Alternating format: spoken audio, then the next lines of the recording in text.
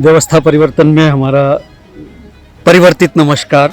आप भी थोड़ी सी विपक्ष की भूमिका में नजर आ रहे हैं। बेशक सत्ता परिवर्तन हो गया है, लेकिन आज भी जो कांग्रेस के लोग हैं उनको ये लगता है कि यह हमारी सरकार नहीं है। कांग्रेसियों को लग रहा है हमारी सरकार नहीं है। वीरभद्र सिंह के समय में संगठन जो था वो माई वे इज हाईवे। बहुत बड़ी बात कही, माई वे इज हाईवे। डरना तो चलो, नहीं तो साइड पे बैठो। और वो जो गांव-गांव में समर्थक हैं उनके, वो आज तक ये नहीं पचा पा रहे हैं कि सुखविंदर सिंह सुक्खू कहां से आ गए। ये लोगों को लगता है कि जो सरकार के बीच में एमएलए मंत्री हैं उनको भी लगता है। मौजूदा कमांड जो है वो सब कुछ होने के बावजूद अभी तक प्रतिभा सिंह के हाथ में है। जो वीरभद्र सिंह की रही है, उनकी जो एक सियासत रही है, उसका रुतबे का इस्तेमाल नहीं कर पा रही है, या फिर उन्होंने कोई समझौता कर लिया, और अगर समझौता किया है तो किस लिए किया होगा। कि पूरा कैडर और जो संगठन है वो इस वक्त खात्मे के कगार पे है।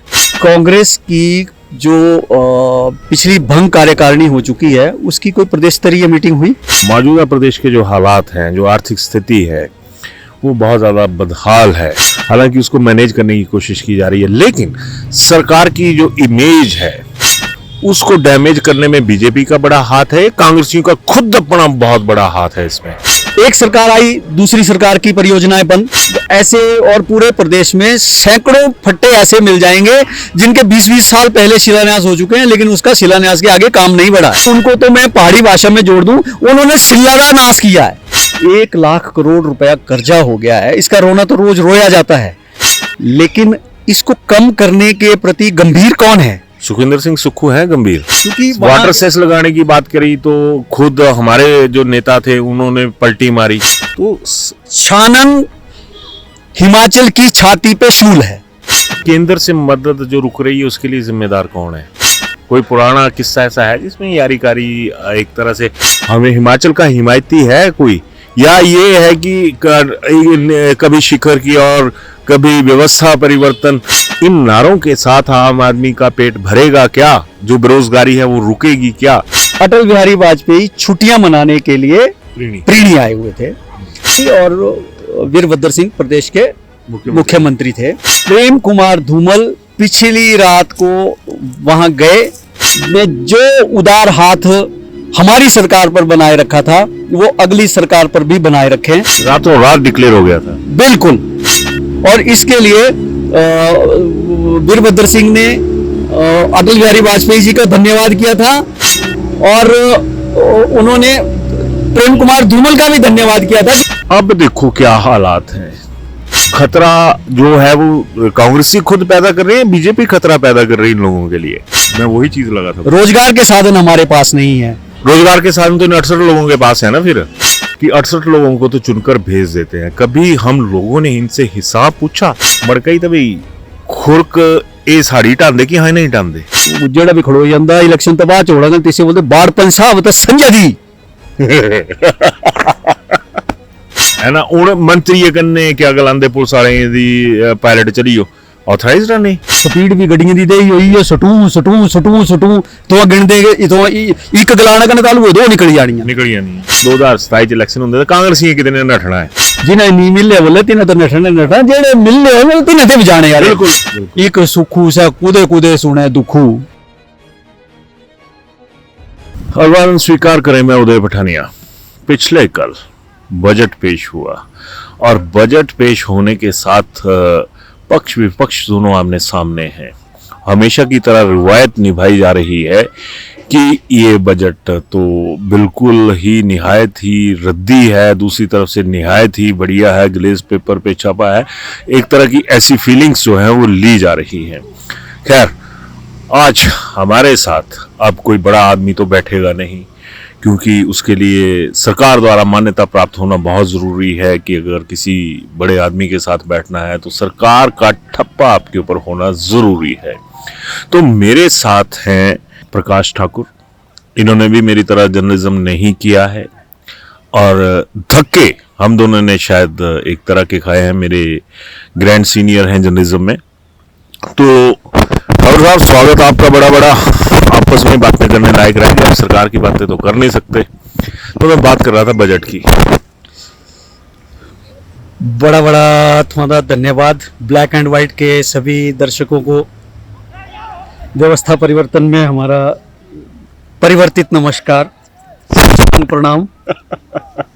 थोड़ा सा इस तरफ को के बैठे, थोड़ा सा रीजन भी की लाइट की भी समस्या है यहाँ पे, क्योंकि हम हाई एंड के लोग तो है नहीं। ये बहुत बढ़िया स्टूडियो हमारे पास। खैर, व्यवस्था परिवर्तन पे आपने तंज कस दिया, आप भी थोड़ी सी विपक्ष की भूमिका में नजर आ रहे हैं। नहीं, विपक्ष नहीं कह सकते हैं, आप विपक्ष भी मान सकते हैं, लेकिन जो सरकारों के टाइम में आमतौर पर होता रहा है कि जब जैसे ही सरकार बदलती थी तो लोगों को लगता था, दफ्तरों में जाते थे नए चेहरे आ जाते थे। लेकिन इस बार मुख्यमंत्री सुखविंदर सिंह सुक्खू ने एक प्रयोग करने का प्रयास किया कि नहीं, जो व्यवस्था चली हुई है हम उसी के साथ काम चलाएंगे। लेकिन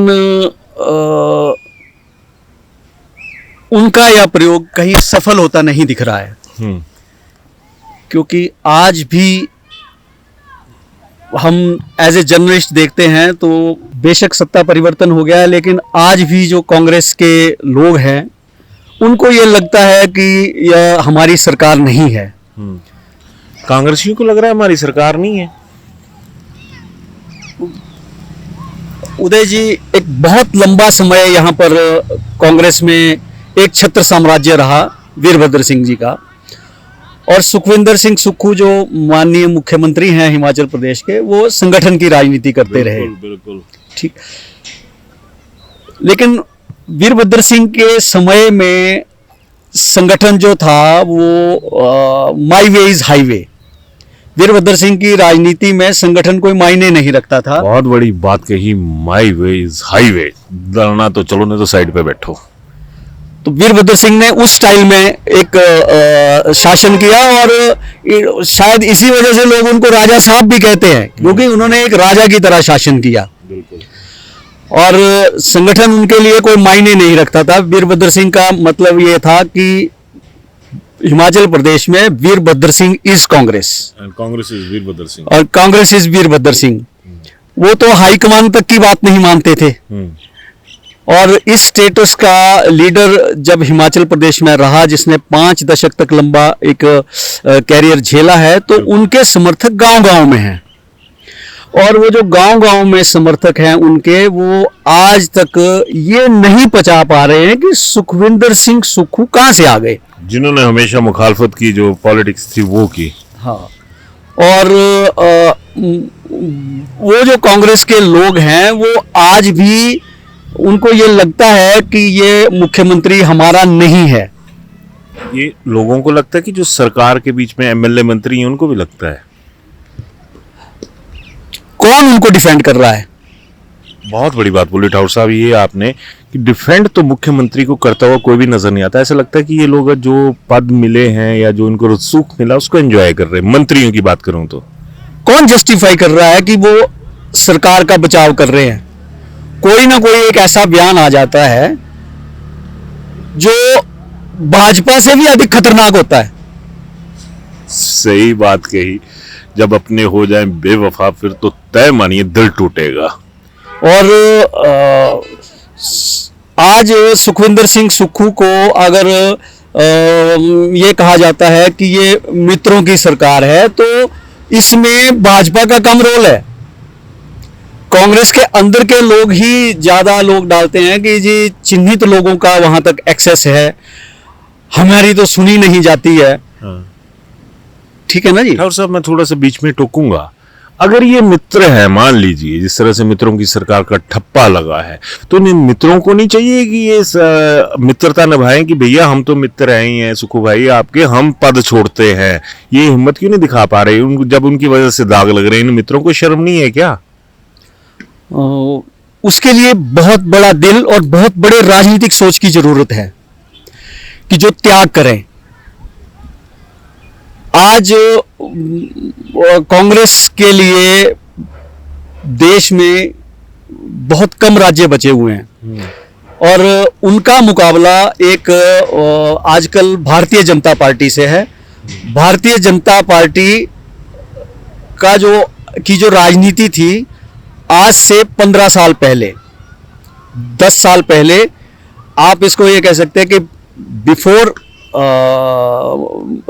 मोदी अमित शाह जो भारतीय जनता पार्टी थी, आज वो बिल्कुल नहीं है। वो भारतीय जनता पार्टी जो कभी एक बहुत शालीन तरीके से चलती थी, आज वो भारतीय जनता पार्टी नहीं है। आज की भारतीय जनता पार्टी एक लिमिटेड कंपनी की तरह है और यहाँ पर प्रोफेशनलिज्म की तरह एक मैनेजमेंट होता है और हर पोलिंग बूथ तक जो है वो एक फीडबैक ली जाती है और जिसको कह सकते हैं जैसे बैंक में राशि का जमा घटाव होता है, वैसे तरह उनके तहाँ सिरों का जमा घटाव जो है उसका हिसाब किया जाता है। यही वजह है भारतीय जनता पार्टी की सफलता की, क्योंकि जो भारतीय जनता पार्टी का अपना संगठन है और उसके साथ जो आरएसएस के पेरेंटल ऑर्गेनाइजेशन के 27-28 संगठन है, वो मिलकर एक मुट्ठी की तरह काम कर रहे हैं। लेकिन कांग्रेस में ऐसा नहीं है। कांग्रेस के फ्रंटल संगठन, उनका कोई अता पता नहीं है। नहीं, अगर वही चीज आ गई तो मौजूदा कमांड जो है वो सब कुछ होने के बावजूद अभी तक प्रतिभा सिंह के हाथ में है। तो फेलियर फिर अगर राजा साहब का एक जो सक्सेस रेट है वो 100% था, तो यहाँ पर जो सक्सेस रेट संगठन के खाते से नजर आ रहा है वो तो फिर जीरो है। वो किस वजह से जीरो हुआ? फिर प्रतिभा सिंह कमांड नहीं कर पा रही हैं, प्रतिभा सिंह अपना जलवा नहीं दिखा पा रही हैं, या जो वीरभद्र सिंह की रही है, उनकी जो एक सियासत रही है उसका रुतबे का इस्तेमाल नहीं कर पा रही है, या फिर उन्होंने कोई समझौता कर लिया, और अगर समझौता किया है तो किस लिए किया होगा कि पूरा कैडर और जो संगठन है वो इस वक्त खात्मे के कगार पे है। उदय जी, एक लगभग 2 महीने का एक लंबा समय हो गया। हाँ, नहीं बनी सभी मतलब कांग्रेस संगठन, मतलब आज केवल प्रतिभा सिंह है, उसके नीचे कोई नहीं है ना। कोई मंडल नहीं है, कोई इनकी ब्लॉक कांग्रेस नहीं है, कोई जिला की इकाई नहीं है, जिला की इकाई छोड़िए प्रदेश की इकाई नहीं है। और मुझे तो याद नहीं आ रहा है कि जब से सरकार बनी है कांग्रेस की जो पिछली भंग कार्यकारिणी हो चुकी है उसकी कोई प्रदेश स्तरीय मीटिंग हुई। मुझे नहीं लगता कि कांग्रेस की कोई प्रदेश स्तरीय मीटिंग जो थी प्रदेश कांग्रेस की वो हुई है। सरकार के साथ जरूर हुई, उसे आप कांग्रेस की मीटिंग नहीं कह सकते ना। संगठन और सरकार दो अलग चीजें हैं। अगर संगठन और सरकार में तालमेल नहीं होगा तो कैसे काम चलेगा? जब संगठन कोई बैठक नहीं करेगा, संगठन में क्या कमियां हैं, संगठन में कार्यकर्ताओं से कोई बात नहीं होगी, तो कैसे काम चलेगा? ठाकुर साहब, मैं यहाँ पे थोड़ा सा आपको ये कर रहा हूँ, मौजूदा प्रदेश के जो हालात हैं, जो आर्थिक स्थिति है वो बहुत ज़्यादा बदहाल है, और सुखविंदर सिंह सुक्खू ने आते ही कह दिया कि हालात श्रीलंका वाले भी हो सकते हैं। हालांकि उसको मैनेज करने की कोशिश की जा रही है, लेकिन सरकार की जो इमेज है उसको डैमेज करने में बीजेपी का बड़ा हाथ है, कांग्रेसियों का खुद अपना बहुत बड़ा हाथ है इसमें। उदय जी, इस प्रदेश का आज तक सबसे बड़ा दुर्भाग्य यह रहा है कि यहाँ पर लंबे समय तक शासन किया वीरभद्र सिंह जी ने। शांता कुमार जी को 2 बार टुकड़ों में शासन करने का मौका मिला। 2 सरकारें प्रेम कुमार धूमल की आई, लेकिन जो प्रदेश की आय बढ़ाने के साधन जनरेट करने थे उनके ऊपर कहा जाता है कि government is always in continuity. लेकिन हिमाचल प्रदेश में ऐसा नहीं रहा। एक सरकार आई, दूसरी सरकार की परियोजनाएं बंद। बिल्कुल। और आज भी आपको ऐसी हर विधानसभा क्षेत्र में ऐसे और पूरे प्रदेश में सैकड़ों फट्टे ऐसे मिल जाएंगे जिनके 20-20 साल पहले शिलान्यास हो चुके हैं, लेकिन उसका शिलान्यास के आगे काम नहीं बढ़ा है। वो अगर शिलान्यास के पत्थरों की बात करें, वो तो लोगों की उम्मीदों पे पत्थर होते हैं। अभी अब मैं तो उनको शिलान्यास नहीं, उनको तो मैं पहाड़ी भाषा में जोड़ दूं, उन्होंने शिला नाश किया है। ये भी है, शिला का नाश है, ठीक है ना। और चाहिए क्या, अगर वो परियोजनाएं बनी हैं, कुछ आधी अधूरी पड़ी हैं, क्या उनके ऊपर जो आज ये प्रदेश का 1 लाख करोड़ रुपया कर्जा हो गया है, इसका रोना तो रोज रोया जाता है, लेकिन इसको कम करने के प्रति गंभीर कौन है? सुखविंदर सिंह सुक्खू है गंभीर। बेशक उन्होंने कुछ कड़े डिसीजन लिए हैं और उन्होंने रीढ़ दिखाई है। जो फ्रीबीज हैं उनको उन्होंने बंद करने की बात कही है। कुछ जगह उन्होंने टैक्स भी लगाए हैं। जो फ्रीबीज उन्होंने पिछली सरकार ने दी थी उनको अपने वादे तोड़ दिए, बंद किया है। और यहाँ तक कि जो कांग्रेस ने गारंटियां दी हैं उसमें भी अगर वो पूरे नहीं हो पाए तो उसके लिए भी वो कोई शर्मिंदा नहीं है कि हम कर नहीं पाए। उसके लिए भी वो बात रखते हैं अपनी कि प्रदेश के माली हालात आज कुछ ऐसे बन गए हैं कि सरकार चाहकर भी। तो केंद्र से मदद जो रुक रही है उसके लिए जिम्मेदार कौन है? कोई पुराना किस्सा ऐसा है जिसमें यारीकारी एक तरह से हिमाचल की जनता के साथ निभाई गई हो, केंद्र सरकार ने निभाई हो? उदय जी, भारत एक संघ राज्य है और हिमाचल एक उपभोक्ता राज्य है। यहाँ पर कोई ऐसे बड़े उद्योग नहीं हैं, एक इंडस्ट्रियल एरिया बद्दी को छोड़कर,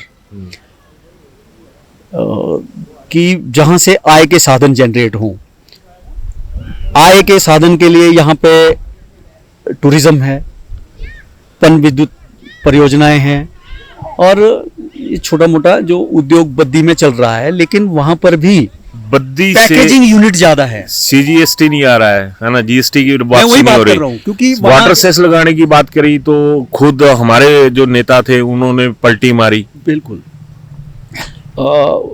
उदय जी, जो शांता कुमार जी का दूसरा कार्यकाल था 1999 से लेकर 5 मार्च 1990 में शांता कुमार जी ने शपथ ली थी और दिसंबर 92 में वो सरकार भंग हुई थी। उस कार्यकाल, छोटे से कार्यकाल में, लगभग 33 माह का कार्यकाल था, शांता कुमार जी ने हिमाचल के पानी को लेकर ही लड़ाई लड़ी थी। अब इनको पानी पानी होते हुए शर्म नहीं आ रही हमारे नेताओं को? अपने पानी के ऊपर ये इस तरह की बातें चलने जब शुरू हो जाएं तो फिर तो चुल्लू भर पानी में डूबने वाली नौबत नहीं कह सकते कि इन नेताओं का कुछ नहीं जाएगा। ठाकुर साहब, बिल्कुल इनकी सुख सुविधाएं वैसी रहेगी।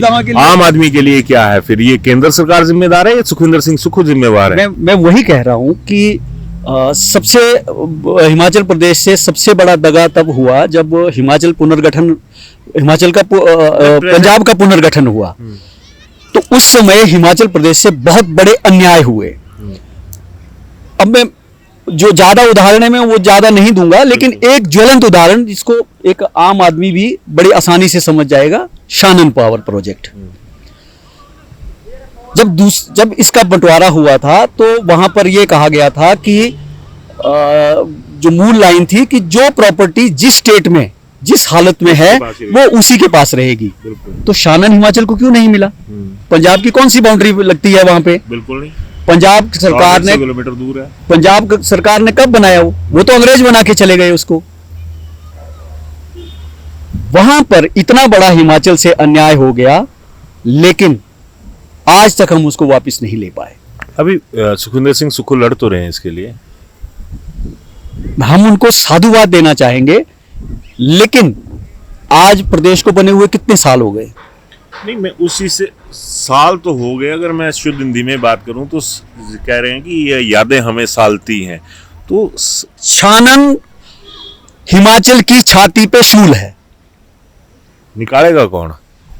वही तो मैं बात कर रहा हूं। नेताओं पे ऊपर जिम्मेवारी थी। 68 लोग हैं, अपना सत्ता सुख 5 साल भोगते हैं, उसके बाद ये चले जाते हैं।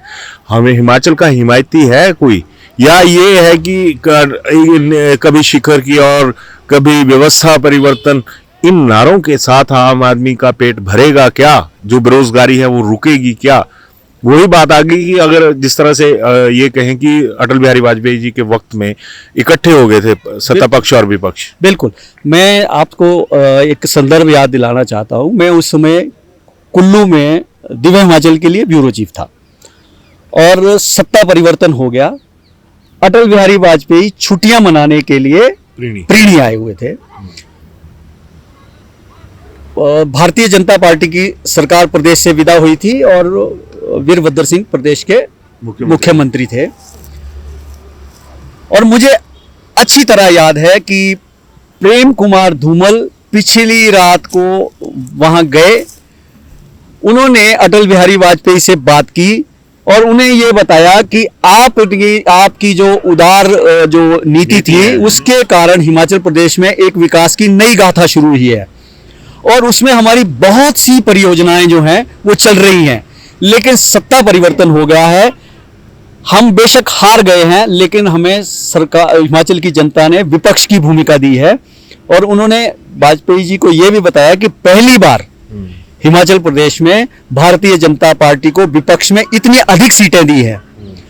तो इस जनमत का हमें आदर करते हुए और संघ और राज्य का जो पिता और पुत्र का नाता है उसके रहते हुए आप ने जो उदार हाथ हमारी सरकार पर बनाए रखा था वो अगली सरकार पर भी बनाए रखें, ताकि जो हमारी परियोजनाएं हैं वो प्रभावित ना हो। और मुझे याद है अटल बिहारी वाजपेयी हिमाचल प्रदेश को 456 करोड़ रुपए का पैकेज उस यात्रा में देकर गए थे। रातों रात डिक्लेयर हो गया था। बिल्कुल। और इसके लिए वीरभद्र सिंह ने अटल बिहारी वाजपेयी जी का धन्यवाद किया था और उन्होंने प्रेम कुमार धूमल का भी धन्यवाद किया था कि उन्होंने जो राजनीति से ऊपर उठकर जो प्रदेश का हित रखा है, तो उसकी वजह से यह संभव हो पाया है। बिल्कुल। तो आज का जो विपक्ष है उसे भी उसी संजीदगी से काम लेना चाहिए। और जो उदाहरण प्रेम कुमार धूमल जी ने सेट किया, जो शांता कुमार जी ने सेट किया है कि government is always in continuity, जितनी जिम्मेवारी सरकार की है विपक्ष भी इसी प्रदेश का है, इसी के लोगों का है और उन्हें भी प्रदेश की इतना पीड़ा होनी चाहिए। अब देखो क्या हालात हैं। राणा साहब स्वर्ग में हैं, धूमल साहब हाशिए पर धकेल दिए गए हैं और मौजूदा दौर में देखें तो नेता सत्ता पक्ष के हों या विपक्ष के हों, ये कोसने में एक दूसरे को नीचे लगाने में पूरी, जिसको कहते हैं कि जोर लगाकर रख देते हैं। और जब बात प्रदेश के हित की हो तो इनके होंठ जो है वो सिल जाते हैं। ये जरूर कहेंगे कि ये पिट गए, प्रदेश का दिवालिया निकल गया कि यार तुम लोग कितना सा जो सत्ता पक्ष है उसकी मदद कर रहे हो। सदन में जरूर कहते हैं कि आइए आप हमारे साथ चलिए ना, अगर विपक्ष में कांग्रेस होना वो जाती है या बीजेपी है वो जाती है, इन लोगों को हमारे वोट से मतलब होता है। अपनी जो 5 साल का सत्ता काल होता है, स्वर्णिम काल होता है इन लोगों के जीवन का, वो चलता है।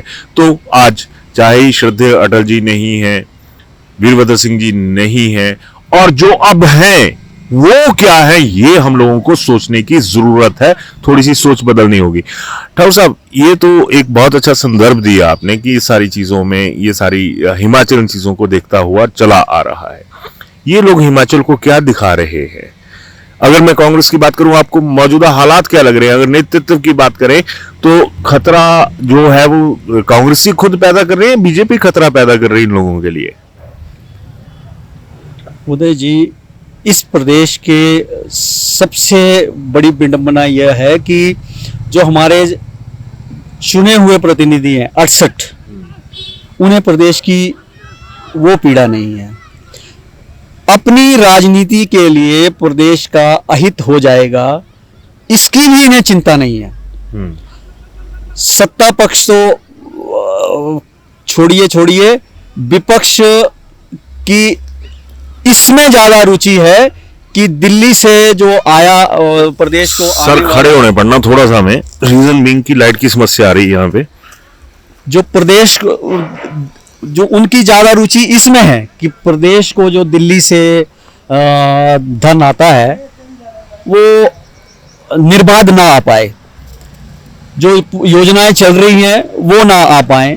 आप ये तो बोलते हैं कि धन्यवाद करो, आप थैंकलेस हो कांग्रेस वालों। धन्यवाद, अगर हम जर्नलिज्म कर रहे हैं उदय जी, धन्यवाद किस गैर बात का कानूनी किया जाए? जर्नलिज्म कर रहे हैं हम, कानून के मुताबिक जर्नलिज्म नहीं है हमारा। नहीं, वो तो है, मान्यता प्राप्त नहीं है हम इसके लिए हम प्रदेश के लोगों से बड़े हाथ जोड़ के ये कहते हैं कि जी मान्यता प्राप्त नहीं है, पर एक कीड़ा है और इतने साल 33वां साल हमें इसमें अखबारों से तनख्वाह लेते हुए हो गया। तो अगर आप हमें पत्रकार गिन सकते हैं तो गिनिए, लोकतंत्र है तो आपने जिस पैमाने में हमें रखना है वो रखिए। चलिए मुद्दे की बात पे आते हैं। हमें तो, हमारे लिए तो कोई पैमाना नहीं है, पैमाने सरकारों के होते हैं। लेकिन हाँ, इसमें मुझे सिर्फ इतना कहना है कि विपक्ष भी अपनी भूमिका समझे और जो प्रदेश का आज नुकसान हो रहा है, जो ये कर्ज का बोझ लगातार बढ़ते जा रहा है, सरकार बेशक आंकड़े प्रस्तुत करते रहे कि ये 2.25 लाख रुपए हमारी आय हो गई और ये अगले साल में 2.5 लाख रुपए हो जाएगी, लेकिन वास्तव में हालात प्रदेश के बहुत खराब हैं। जिम्मेदार कौन है? जिम्मेदार इसके लिए आम जनता तो मेहनत करती है, सरकारें बदलती है वो इसलिए कि कुछ बदलाव आएगा। बदलाव किसकी जिंदगी में आता है?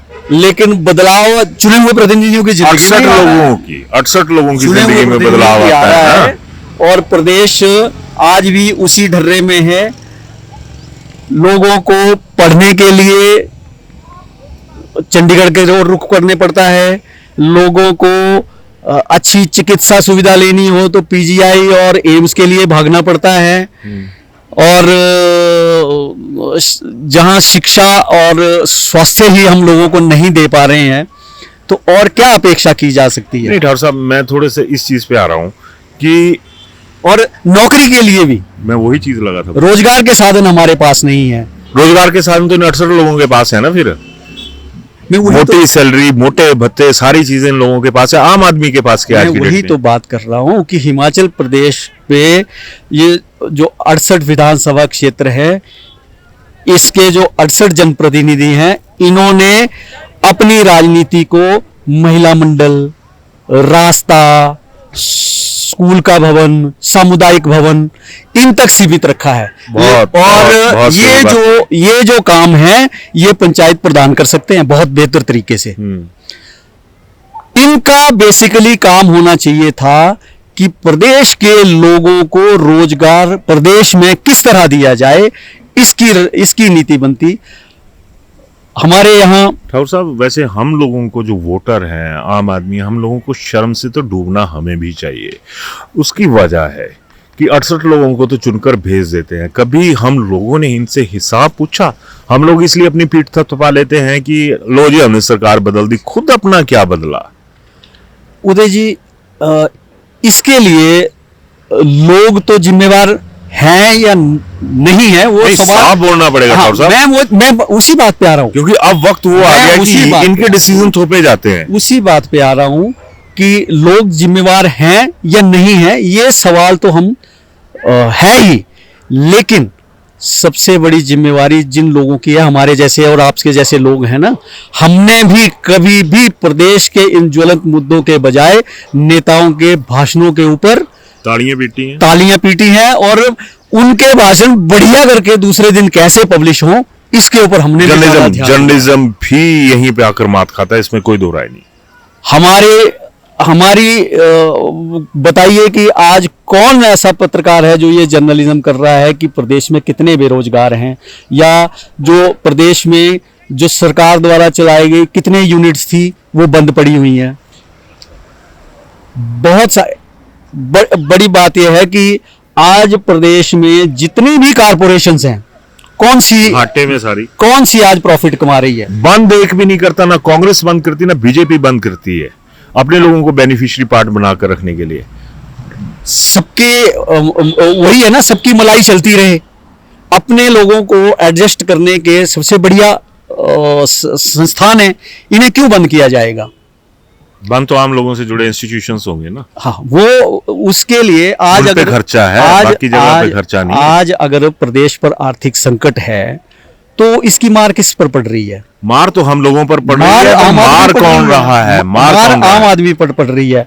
उसके मार कौन रहा है, मेरे को इसका जवाब चाहिए। उसके अस्पतालों में दवाई नहीं है, नहीं है, डॉक्टर नहीं है, स्कूलों में स्टाफ नहीं है, बिल्कुल नहीं, सरकारी दफ्तरों में स्टाफ नहीं है। कटौती करने की बारी आएगी तो कटौती किसकी होगी? जन सुविधाओं की। मैं नहीं कहता कि फ्रीबीज बंद होनी चाहिए, लेकिन फ्रीबीज सबसे पहले हकदार है ना, उनको दो।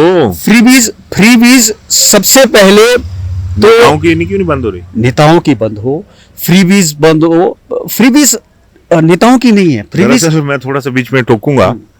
हम लोग जब हिंदी लिखते हैं उसमें भी आजकल चले हुए हैं कि मात्रा बिंदी का हिसाब किताब नहीं होता, नहीं होता है, परफेक्शन नहीं होती है। ठाकुर साहब पहाड़ी में बहुत अच्छा बोलते हैं, मैं थोड़ा सा पहाड़ी में जाऊंगा। लास्ट वाला जो पार्ट है इसका इंटरव्यू का, उसमें ठाकुर साहब मैं सीधा पहाड़ी में आ रहा हूँ। मड़कई तो भाई खुरक ए साड़ी टांदे कि हाँ नहीं टांदे? खुरक ही है ना जी उदय जी की चालू होती है, ये बंद नहीं होना। लोग अपने वोटे की कीमत पता नहीं लगी ना। हाँ ये खड़ी है कीमत, ये बेकीमता वोट हो चुकिया।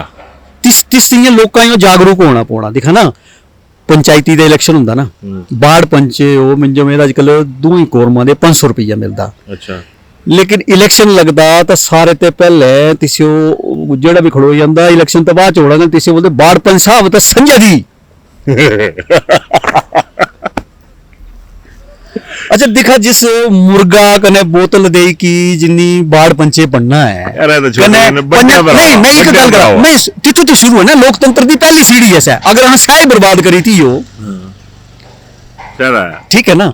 अगर पंचायती च 500 रुपया जिसको मिलना है, सही खसम खाने 50,000 रुपया इलेक्शन खर्चा करिए दा, इन्हें क्या नहीं करना ता कटना तो साढ़े तो सिरे है ना।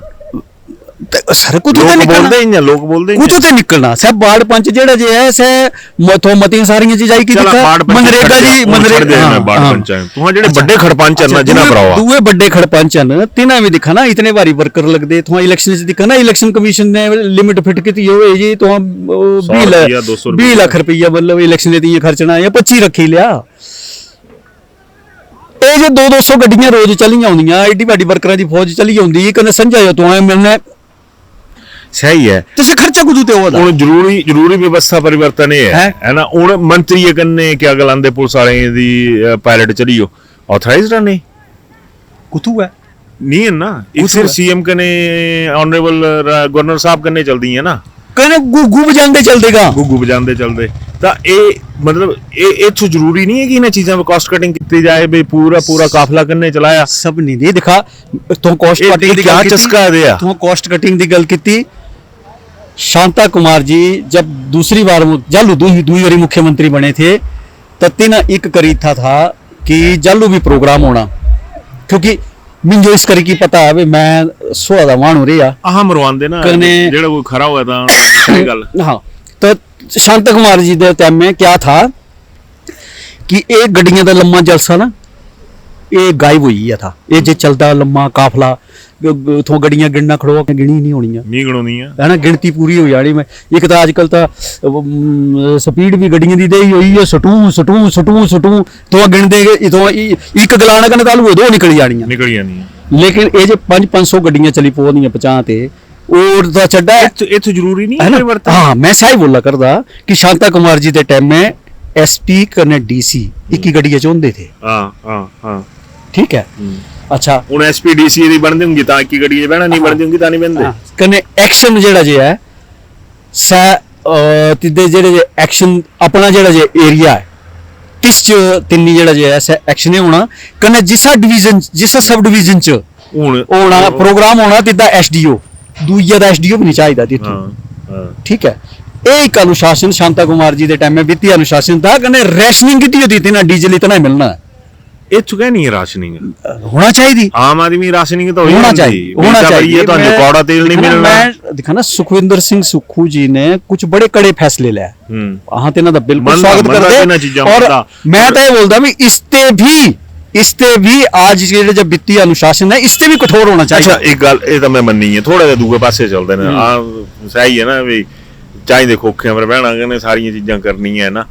पर कि एक गल दसा ਇਹ ਪਿੱਛੇ ਦੀ ਕਾਂਗਰਸ ਤੋੜ ਫੋੜ ਹੋਈ 2027 ਚ ਜੇ ਮੰਨੀ ਤੇ ਬੀਜੇਪੀ ਤਾਂ ਬੋਲੇ ਹਾਂ ਭਿਆਗਾ ਇਲੈਕਸ਼ਨ ਕਰਾਈ ਜਾਣੇ, ਜੇ 2027 ਚ ਇਲੈਕਸ਼ਨ ਹੁੰਦੇ ਤਾਂ ਕਾਂਗਰਸੀਆਂ ਕਿਤੇ ਨੇ ਨੱਠਣਾ ਹੈ। ਇਹ ਸੁਣਨੇ ਜੇ ਖਬਰਾਂ ਆ ਰਹੀਆਂ, ਖਪ ਤਾਂ ਪਈ ਹੋ ਹੈ कि नठने तैयार बैठे हो कहने नहीं, लोग तो ये बोला दे कने इतना की बड़े बड़ी शर्त लाई की गलांदे भाई जिन्हें नहीं मिले बोले तिन्हें तो नठना जेड़े मिले हो तिन्हें ते जाने यार। बिल्कुल इसा गल्लां ने जेड़े मिलदे ने जिस च भी टारगेटेड ढंग कने विच तां हुण सही जांदी ना, लोकां दी खप्पां दा क्या भरोसा लाना भी 19 तां क्या गलांदे टोकन मनी पहले ले ली, 19 तां फलाना कर लिया। मतलब भरोसे दी कोई वैल्यू नहीं है। टोकन मनी जेड़ी आई है या कुछ जेड़े आरोप लगदे हां पुष्टि नहीं करदे। साई हां साई पहले ले ली है ना, तां बोले साई ली जो साई करे दी फाई होले बाणा होनी है। ਇਹ ਬੜੀ ਵਧੀਆ ਸਾਈ ਗਲੇ ਦੀ ਫਾਈ ਇਹ ਬਾਣਾ ਪਾਉਣੀ ਹੈ ਤਾਂ ਦੀਏ ਤਾਂ ਦਿਓ ਹੀ ਜਾਣੇ ਨਾ। ਫਿਰ ਤਾਂ ਆਮ ਆਦਮੀ ਤਾਂ ਮਰੋਈ ਹੈ ਨਾ, ਇਹਨਾਂ ਤਾਂ ਬਦਲੋਂਦੇ ਰਹਿਣਾ, ਹੁਣ ਵੀ ਬਦਲੋਏ ਗਾਂ ਵੀ ਬਦਲੋਣਾ। ਤਾਂ ਸਾਂਝੇ ਸਾਡੇ ਗਲੇ ਕੁਣ ਦੇ ਆ ਪਾਉਣਾ ਜਿਸੀ ਬੋਲੀ ਸਕਦੇ ਹਾਰ ਤੁਹਾਡੇ ਗਲੇ ਚ ਹਾਰ ਕਰਜੇ ਤਾਂ ਵਧਾ ਨਹੀਂ ਜਿਆਦਾ ਬੜਾ ਮੋਟਾ ਹੋਈ ਹੈ ਸਹਿਬ ਵਧਾ ਦਾ। ਪਰ ਇਸ ਤਾਈ ਮੈਂ ਤਾਂ ਸਿਰਫ ਇੱਕ ਗੱਲ ਬੋਲਦਾ ਵੀ ਇਹ ਜਿਹੜੇ ਜੇ ਕਾਂਗਰਸ ਦਾ ਵਿਸ਼ਾਲ ਆ ਜਰਾ ਤੋਂ ਵਾਲੇ ਪਾਸੇ ਆਈ ਤੋਂ ਤਾਂ ਉਹਦੀ ਬੜੀ ਭਰਣਾ ਫੜੋ ਉਹਦੀ ਮਾਈਕ ਸਾਡਾ ਪਹਿਲੇ ਫਟਿਆ। ਅੱਛਾ ਚਲਾ ਇਹ ਵੀ ਵਿਚਾਰਾ व्यवस्था परिवर्तन करने इस ये भी दिखा था भी प्रदेश इतना भारी रखा, प्रदेश इतना भारी ये तो अपने गुद्दड़ हापू बखूरींदे ना बल्ले हत्थे पल्ले तो सुनित रह गया बगाड़ी लेना ਤੁਹਾਡਾ ਹਿਸਾਬ ਸਾੜਾ ना।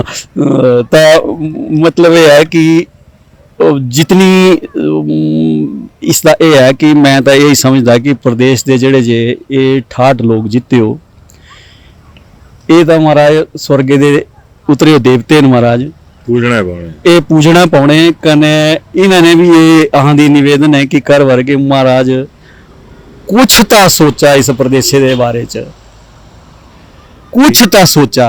बिल्कुल ठीक है। लास्ट एक जेड़ा भी थोड़ी देर तो हम यो अपनी अंतरात्मा यो ता जगाई लिया।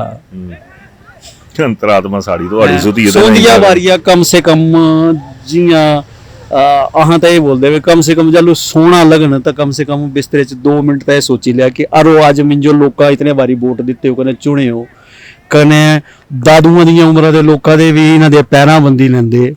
हां यार है ना, बिल्कुल सही गल बोली। कंक्लूजन है हुण तां तिन्हां दी आसा च कियां गए अहां खरे उतर गए कने तिन्हां हां ते क्या आस लगाई हो बेचारियां छा हत्थां जोड़ियां खड़ी की करी की खड़ी रहिंदे तिन्हां वखी दिखा कने सोचा ये कुछ होया कने ये जे कूड़े दा बड़ा कूड़े दे दिलिया जे लग्या है कूड़े दा बड़ा भारी पहाड़ तियां साहिब करजे दा बड़ा भारी बड़ा पहाड़ होई आ ये थोड़ा जिहा इसी घटाड़े दी सोचा कने ये बदलना नहीं करना। खैर तां ਹੁਣ ਬੋਲਣਾ ਕੁਛ ਨਹੀਂ ਤਾਂ ਮੈਂ ਫਿਰ ਆਈਆਂ ਆਪਣੇ ਆਪੇ ਉਹ ਬੋਲਨੇ ਜੋਗੇ ਛੱਡਿਓ ਕਿਆ ਹੈ ਤਾਂ ਮਤਾ ਕੁਛ ਗਲਾਣੇ ਉੱਪਰ ਕੂਦੋ ਵਾਲਾ ਰੋਈਏ ਕਨਾ ਕੂਦੋ ਵਾਲਾ ਸੁਣਾਈਏ ਇੱਕ ਸੁਖੂ ਸਾ ਕੂਦੇ ਸੁਣੇ ਦੁਖੂ ਹੈ ਇਹ ਵੀ ਹੈ ਆਪਣੇ ਦੇ ਸੁਣੇ ਕਿ ਮਾਰੇ ਸੁਣੇ ਹੈ ਨਾ ਠੀਕ ਹੈ। ਪਰ ਇਹ ਹੈ ਕਿ ਆਹ ਤਾਂ ਇਹ ਬੋਲ ਗਏ ਕਿ ਜੇ ਪ੍ਰਦੇਸ਼ ਦੇ ਜਿਹੜੇ ਜੇ ਉਹਦੇ ਜੀ ਇੱਕ बड़ा ये है कि जो प्रदेश के अच्छे लोग हैं ना ऐसा नहीं है कि सारे भी अंतरात्मा प्रदेश च मरी हो जेडे अच्छे लोग हैं ना अज भी ये बोलने तैयार है कि यारो अहें जे कुछ मुफ्त मिल लिया तो बंद करी दिया पर शुरुआत आपू ते भी करी लिया। ए आई गप हुण मैं लग्या आपू गाए आउण कि बड़ी खरी गल बोली बड़का औरंग ने जिस तरह दुख भी लगता कि न्याणे दा छड्डा सियाणे भी हत्थां जोड़ी ने खड़ोते हुंदे तुहाडे कोल कोई नेता हो जिसा मर्जी पार्टी का हो है पर तुहां क्या दया दे तुहां क्या सोचा दे कि तुहां नहीं है मतलब तुहाड़ा चरित्र है साड़ा सारे कोई ये नहीं है तुहाड़े चित्र भी तुहाड़े चरित्र भी तुहाड़े आम आदमी क्या है कहने ये भी बड़ी बड़ी गल बोली ना कि भी तुहां ठाठां दे ठाठ हन सवाल उठना हुण शुरू हन कने भुल जाने कि पुराने वोटर जियां तुहाड़े कन्नै चली पाउंदे ना जियां चलना ना तुहां बेरोजगारां दी सुननी ना तुहां कुछ की होर सी जरूरतमंद दी करनी अहां अध बुढ़ होइए जब्बर होई रहे अहां भी पर यही हुंदा यही सुनदे आए कि बजट बड़ा वधिया जिहड़ा कांग्रेसी है बीजेपी जी दी सरकार होनी जिन्नी बोलना बहुत वधिया कने दूए बोलना बहुत घटिया है तां आम आदमी दा क्या वधिया है क्या घटिया है ये तुहां जरूर करने दसने कने जागना दा मित्रो तुहां जो पाना जे 17-75 लखां दी आबादी ठाठां दी निंदर आराम ना करी सके अपने हक दे वास्ते ਤਾਂ ਫਿਰ ਤਾਂ ਲਾਹਣਤ ਆਹਾਂ ਲੋਕਾਂ ਪਰ ਹੀ ਬਣਦੀ। धन्यवाद। कॉस्ट से भी कम मेकिंग चार्जेस लेना ही सब कुछ नहीं होता। ज्वेलरी खरीदते समय ये भी जरूर ध्यान रखिए कि आप किससे खरीद रहे हैं, क्या वो ब्रांड ट्रस्टेड है और आपके पैसे की कदर करता है। जी हाँ, भूषण ज्वेलर्स है हजारों लोगों का विश्वास और मोस्ट ट्रस्टेड ज्वेलरी ब्रांड, जहां आपको मेकिंग चार्जेस पर छूट के साथ सोने की गुणवत्ता और उम्र भर का विश्वास भी मिलता है, क्योंकि भूषण ज्वेलर्स है ए बॉन्ड ऑफ ट्रस्ट।